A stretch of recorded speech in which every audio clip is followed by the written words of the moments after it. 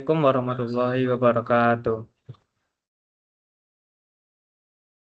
Kami dari kelompok 2 Jaringan Komunikasi dan Data akan mempresentasikan hasil proyek kami, yaitu dengan judul Analisis Infrastruktur Jaringan dan Perancangan Subnetting FLSM pada Bank Nagari Cabang Ujung Gading. Yang pertama itu ada anggota kelompok. Yang pertama itu ada Falgo Forama, itu saya sendiri sebagai ketua. Selanjutnya ada Dwigo Fajar Briano. Selanjutnya juga ada Livia Putri Lestari. Selanjutnya ada Akbar Irfan Putra. Selanjutnya ada Diva Ramadhani. Dan yang terakhir Arifah Waina Azre. Selanjutnya latar belakang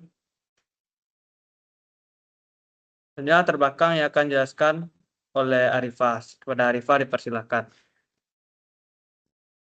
Baik, terima kasih kepada moderator. Untuk latar belakangnya, di mana perkembangan teknologi informasi membuat jaringan komputer menjadi komponen penting dalam operasional organisasi, terutama di sektor perbankan. Bank membutuhkan jaringan yang stabil, aman, dan cepat karena seluruh layanan mulai dari teller, customer service, back office, ATM, hingga CCTV sangat bergantung pada konektivitas yang baik. Observasi dan wawancara di Bank Nagari dilakukan untuk memahami bagaimana jaringan perbankan bekerja, mencakup struktur divisi, perangkat yang digunakan, topologi jaringan, serta kendala seperti kabel lama dan kebutuhan peningkatan bandwidth. Dan data tersebut kemudian dianalisis untuk menentukan kebutuhan IP address, melakukan subnetting VLSM, dan merancang topologi jaringan baru yang lebih optimal. Dan laporan ini menjadi contoh penerapan konsep jaringan dan komunikasi data pada kasus nyata di lingkungan perbankan. Next. Untuk rumusan masalahnya, bagaimana menentukan kebutuhan jaringan berdasarkan jumlah perangkat pada setiap divisi di Bank Nagari Cabang Ujung Gading, kemudian bagaimana melakukan perhitungan subnetting menggunakan metode VLSM sesuai kebutuhan host tiap divisi, serta bagaimana merancang topologi jaringan yang tepat berdasarkan kondisi dan kebutuhan jaringan Bank Nagari Cabang Ujung Gading. Next. Untuk batasan masalahnya, yaitu analisis jaringan hanya difokuskan pada jumlah perangkat dan kebutuhan IP address setiap divisi yang ada di Bank Nagari Cabang Ujung Gading. Kemudian perhitungan subnetting menggunakan metode VLSM dilakukan berdasarkan data perangkat yang tersedia, tanpa membahas konfigurasi detail pada perangkat router atau switch. Kemudian desain topologi jaringan yang dibuat hanya berbentuk simulasi melalui Cisco Packet Tracker, bukan implementasi fisik maupun konfigurasi nyata pada perangkat bank, serta permasalahan jaringan yang dibahas hanya berdasarkan hasil wawancara dan observasi tanpa melakukan pengujian performa jaringan secara teknis. Next.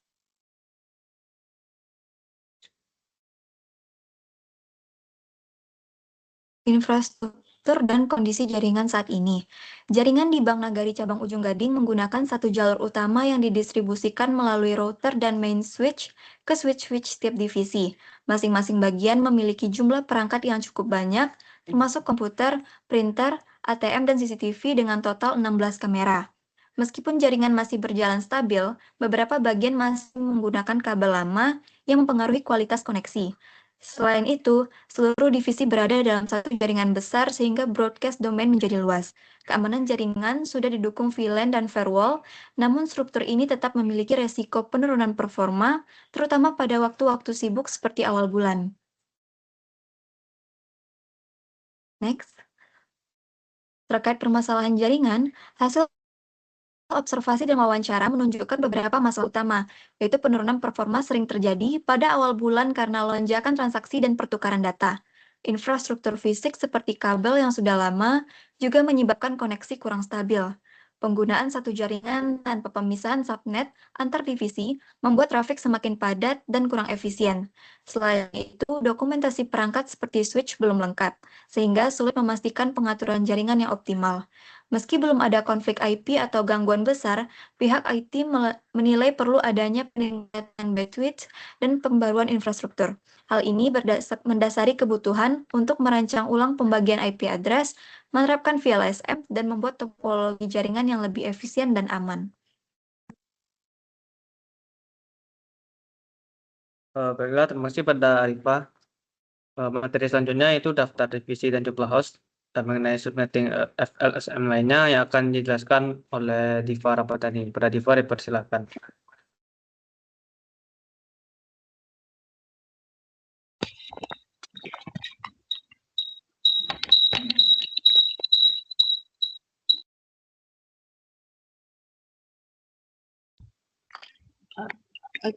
Baiklah, selanjutnya.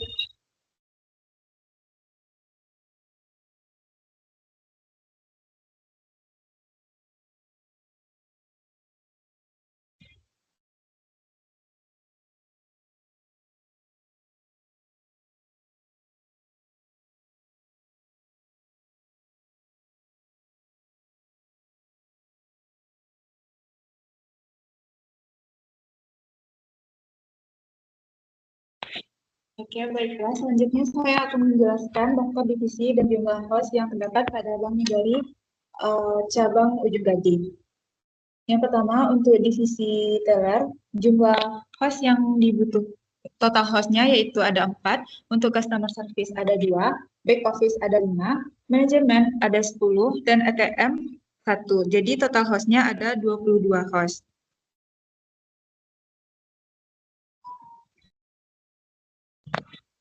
Selanjutnya yaitu total kebutuhan IP address. Jadi jumlah hostnya ada 22 dan ada tambahan IP untuk gateway tiap subnet. Satu gateway per divisi dikali 5 jadi ada 5. Jadi total kebutuhan IP minimal adalah 27 IP. Selanjutnya penentuan network utama. Untuk mempermudah desain jaringan dan pengelamatan, digunakan satu jaringan utama atau varian network sebagai dasar pembagian subnet. Network utama yang dipakai yaitu 192.168.10.10/24. Ini adalah permisalan karena network utama Bank Nagari cabang Ujung Gading bersifat rahasia. Alasan pemilihannya yaitu karena yang pertama kapasitas 256 IP sehingga fleksibel untuk PLSM. Yang kedua, umum digunakan untuk LAN kantor atau private class C. Yang ketiga, cocok untuk topologi terpusat seperti bank. Dan yang terakhir yaitu mempermudah dokumentasi, pengaturan router, dan firewall. Network /24 ini akan dipecah menjadi beberapa subnet berdasarkan jumlah host per divisi. Nah, berikut perhitungan subnetting PLSM-nya. IP induk atau parameternya yaitu 192.168.10.0/24. Kita akan membagi 24 ini menjadi subnet-subnet sesuai kebutuhan host tiap divisi. Urutan pengerjaannya yaitu dimulai dari divisi dengan kebutuhan terbesar sampai ke yang terkecil. Jadi yang pertama yaitu manajemen 10 host, yang kedua back office 5 host, yang ketiga adalah 4 host, yang keempat customer service 2 host, dan yang terakhir ada ATM 1 host. Untuk metode perhitungannya yaitu untuk tiap divisi hitung kebutuhan totalnya, yaitu host ditambah 2 lagi untuk network dan broadcast. Lalu cari 2 pangkat N terkecil yang lebih besar sama dengan kebutuhan total. Setelah itu tentukan total N-nya, lalu tentukan prefix dengan 3 dikurang N. Yang pertama yaitu untuk divisi manajemen yang membutuhkan 10 host. Jadi kebutuhan host nyatanya ada 10, ditambah 2 lagi untuk network dan broadcast. Jadi totalnya ada 12 IP. Cari 2 pangkat N terdekat yang lebih besar dari 12. 2 pangkat 1 yaitu 2 masih kurang, 2 pangkat 2 sama dengan 4 masih kurang, 2 pangkat 3 sama dengan 8 juga kurang, 2 pangkat 4 sama dengan 16. Ini cukup karena sudah lebih besar dari 12. Jadi N-nya sama dengan 4 dan blok alamatnya adalah 16 alamat per subnet. Untuk prefixnya sendiri yaitu 32 dikurang N sama dengan 32 dikurang 4 ada 28 bit. Untuk subnet masknya karena 28 bit jadi subnet masknya itu 255.255.255.240. Jadi total alamat pada subnet ada 16 dan jumlah host yang tersedia yaitu 16 dikurang 2. 2 ini yaitu untuk network dan broadcast sisa 14 host. Alokasinya dimulai dari 192.168.10.0. Jadi untuk network address-nya yaitu 192.168.10.0/28.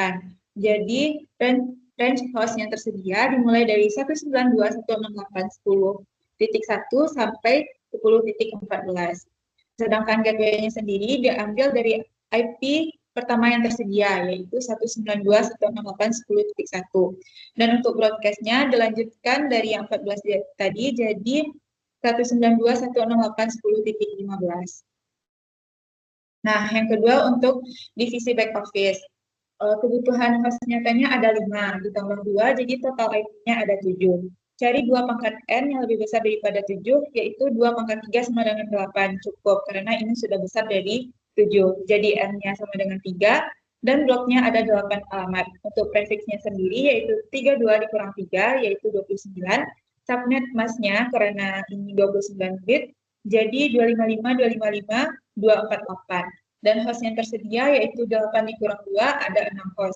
Alokasinya yaitu lanjutan setelah subnet 28 sebelumnya pada divisi manajemen tadi. Jadi berikutnya dimulai dari 192.168.10.16. Jadi untuk network address-nya yaitu 192.168.10.16/29. Dan range host yang tersedia dimulai dari 192.168.10.17 sampai 10.22, dan gateway-nya diambil dari yang pertama yaitu diambil yang 10.17. Untuk broadcast-nya 192.168.10.23. Nah, untuk divisi teler, kebutuhan host nyatanya ada 4 ditambah 2, jadi totalnya ada 6 IP. Cari 2 pangkat N yang lebih besar dari 6, yaitu 2 pangkat 3 sama dengan 8. Jadi untuk N-nya, prefix, subnet mask, dan usable host-nya sama seperti pada divisi back office tadi, karena sama-sama memakai yang 8. Untuk alokasinya yaitu lanjut setelah 23, jadi berikutnya adalah yang 24. Jadi network address-nya 192.168.10.24/29. Range host yang tersedia yaitu dari 192.168.10.25 sampai 10.30. Dan gateway-nya yaitu diambil dari range host yang tersedia yang pertama yaitu 192.168.10.25. Dan untuk broadcast-nya sendiri yaitu lanjutan dari range host yang tersedia yaitu 192.168.10.31. Nah, untuk divisi customer service, kebutuhan hostnya ada 2, ditambah 2 untuk network dan broadcast tadi, jadi totalnya ada 4 IP. Cari 2 pangkat N yang lebih besar dari 4, yaitu 2 pangkat 2, jadi N-nya sama dengan 2, bloknya 4 alamat, prefixnya 30, subnet mask-nya 252, usable host-nya 2 host. Alokasinya dimulai dari 32. Jadi network address-nya itu 192.168.10.32/30. Range host tersedianya yaitu 192.168.10.33 sampai 34. Gateway-nya 192.168.10.33 dan broadcast-nya 192.168.10.35.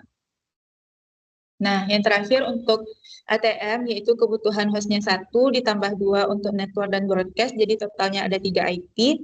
Cari 2 pangkat N yang lebih besar dari 3 yaitu 2 pangkat 2 karena 4 sudah cukup, lebih besar daripada 3.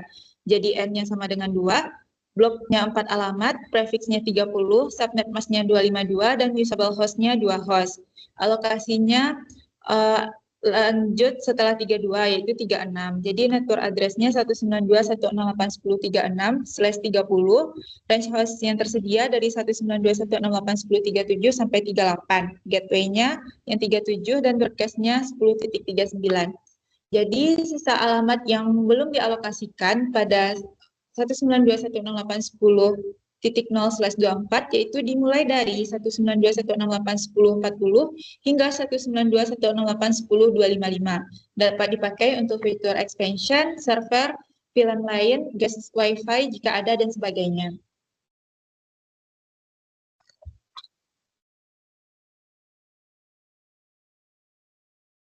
Nah, selanjutnya yaitu kebutuhan perbaikan jaringan. Berdasarkan hasil wawancara, ditemukan beberapa area penting yang perlu ditingkatkan untuk menjaga kualitas jaringan. Yang pertama yaitu kondisi kabel yang sudah lama.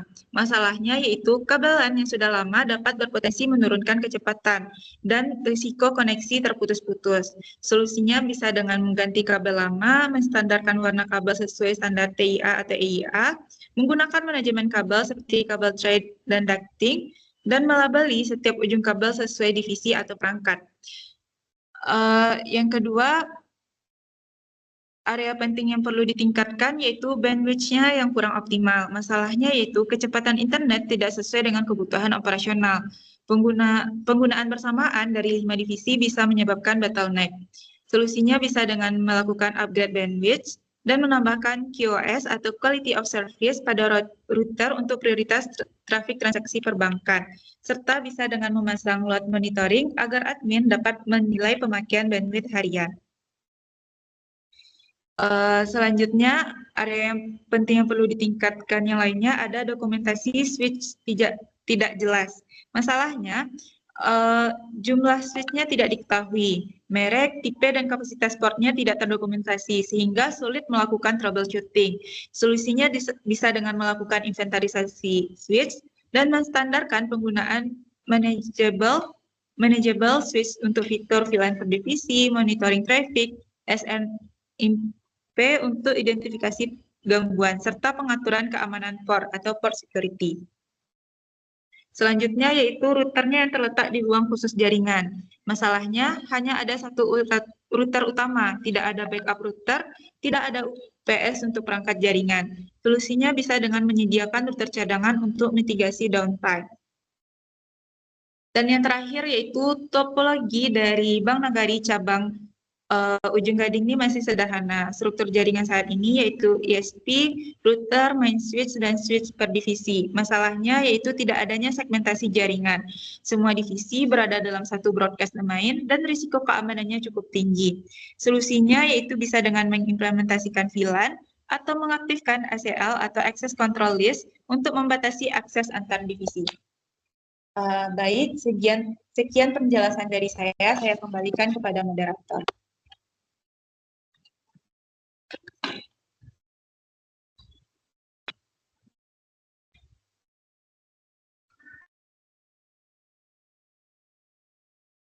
Baiklah, terima kasih kepada Diva. Selanjutnya itu bagian bab 4 yang akan dijelaskan oleh Akbar. Pada Akbar, persilakan. Baik, terima kasih kepada moderator. Saya akan menjelaskan terkait desain topologi jaringan. Yang pertama itu kebutuhan perangkat jaringan. Berdasarkan hasil analisis sebelumnya, perancangan topologi jaringan yang baru membutuhkan beberapa perangkat utama agar jaringan dapat berjalan dengan optimal. Yaitu yang pertama ada yang namanya router. Router ini digunakan untuk yang pertama menghubungkan jaringan internal dengan jaringan eksternal, lalu mengatur pembagian subnet berdasarkan hasil VLSM, dan juga menjadi default gateway bagi masing-masing divisi. Lalu yang kedua adalah switch utama. Switch utama berfungsi sebagai pusat distribusi jaringan untuk seluruh ruangan atau divisi.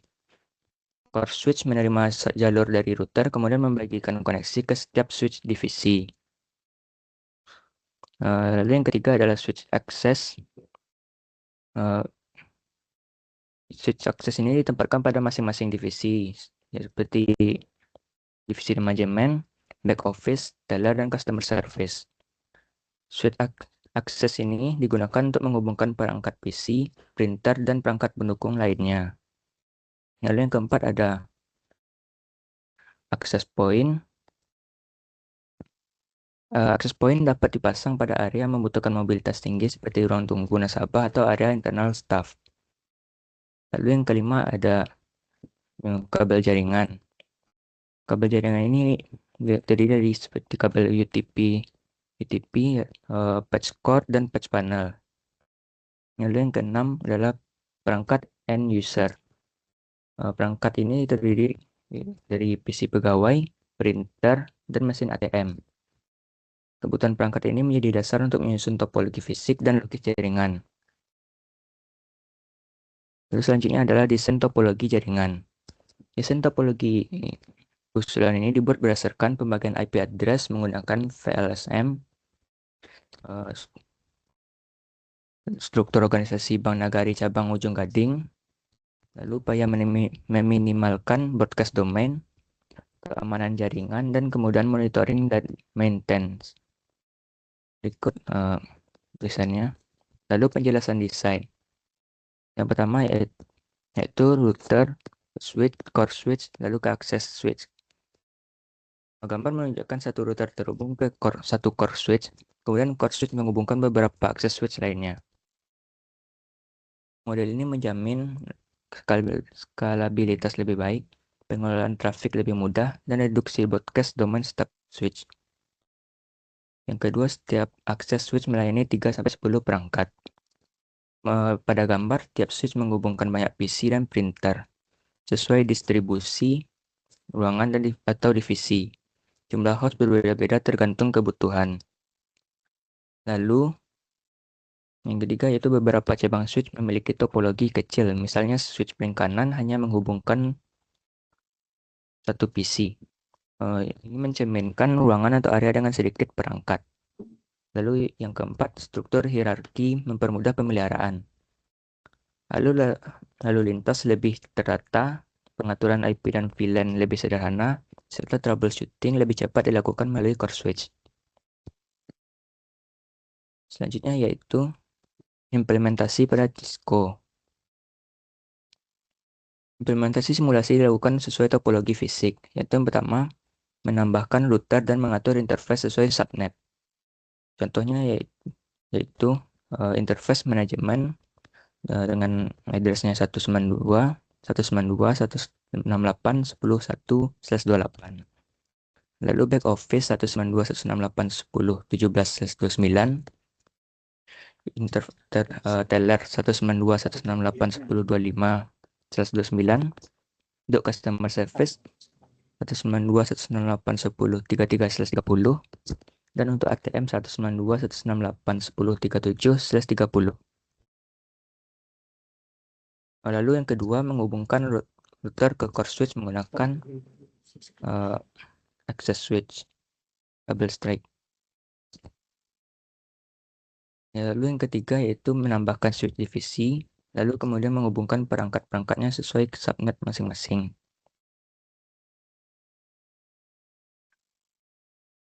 Lalu yang keempat, memberikan IP pada setiap PC sesuai alokasi file SM, contohnya seperti PC manajemen, lalu beri IP-nya 192.168.10.2 sampai ke 192.168.10.6. Lalu PC back office 192.168.10.18 sampai ke 192.168.10.20. Lalu untuk PC teller 192.168.10.26 sampai ke 192.168.10.27. Lalu yang kelima, pengujian konektivitas. PC antar divisi dapat saling berkomunikasi jika diizinkan. Lalu ATM hanya dapat terhubung ke router demi isolasi keamanan. Dan juga semua perangkat dapat melakukan ping ke gateway masing-masing. Lalu yang keenam, validasi routing.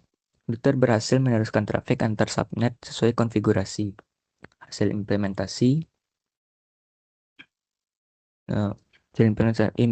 menunjukkan bahwa desain topologi dapat berjalan dengan baik sesuai perencanaan.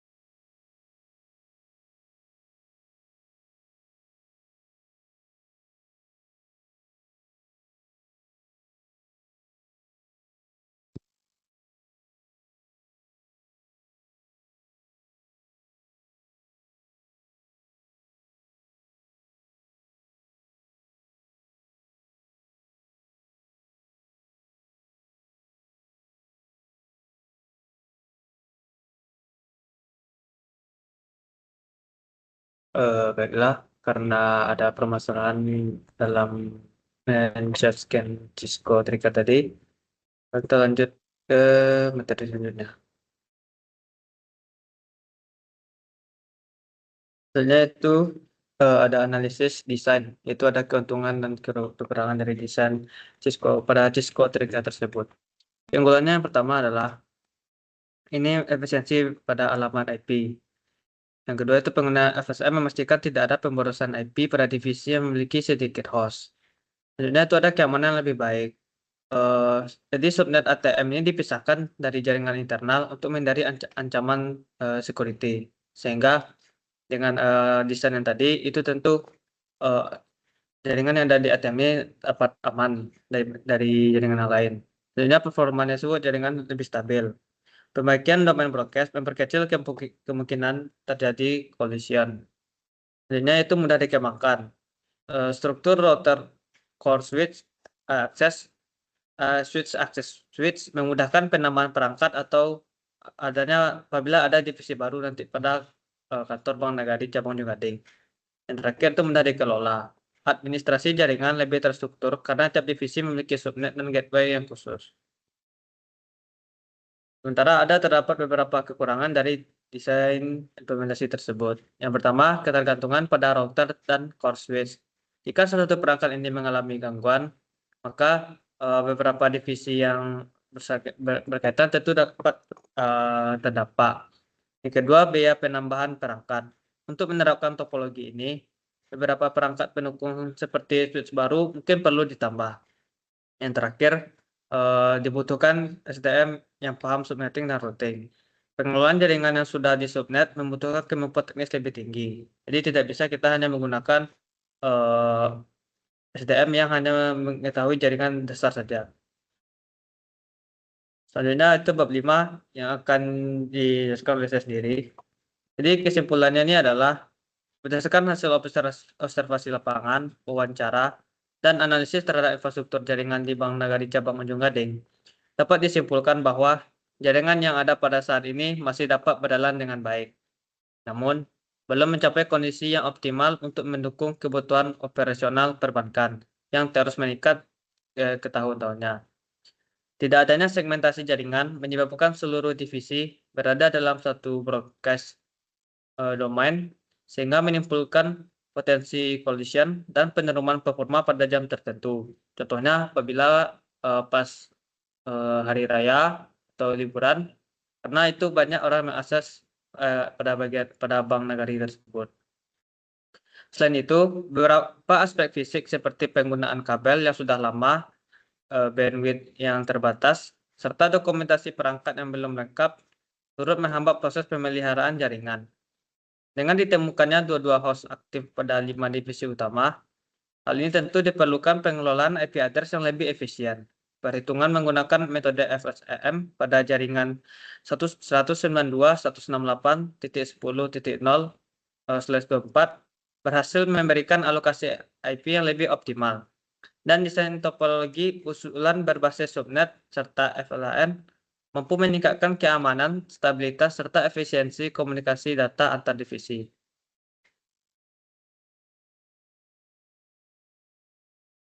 Sebenarnya itu ada saran.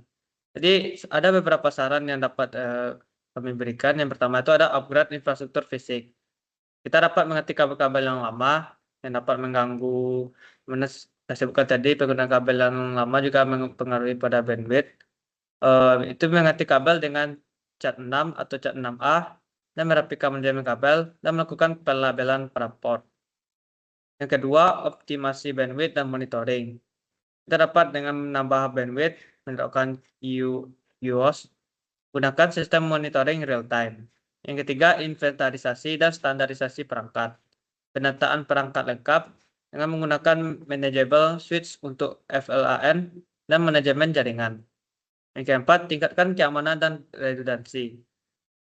Sediakan router cadangan, UPS, dan penggunaan rack server untuk keamanan fisik. Yang kelima, segmentasi jaringan dengan VLAN. Pisahkan divisi untuk mengurangi broadcast domain dan gunakan ACL untuk kontrol akses. Yang terakhir, kita dapat melakukan evaluasi dan pemilihan berkala. Hal ini sangat penting karena kita dapat melakukannya dengan inspeksi rutin, update konfigurasi, update firmware, dan pemantauan trafik. Baiklah, Dengan berakhirnya dari kesimpulan saran tadi, maka berakhir juga presentasi kelompok 2 jaringan komunikasi dari kami. Apabila saya sebagai moderator, apabila ada salah dan kesalahan, saya mohon maaf. Saya akhiri. Assalamualaikum warahmatullahi wabarakatuh.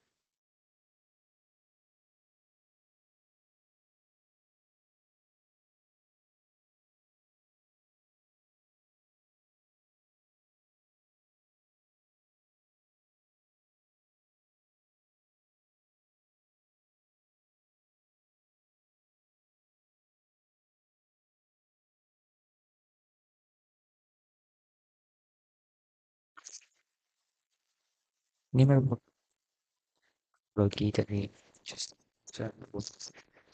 di sini yang kami usulkan yaitu yang pertama dari router, lalu dia akan terhubung dengan main switch, di mana main switch ini akan terhubung dengan kelima switch dari masing-masing divisi. Setelah itu masing-masing divisi tersebut akan menghubungkan ke masing-masing end device, di mana yang untuk bagian ini adalah bagian manajemen, di mana dia akan ada 5 PC dan 5 printer.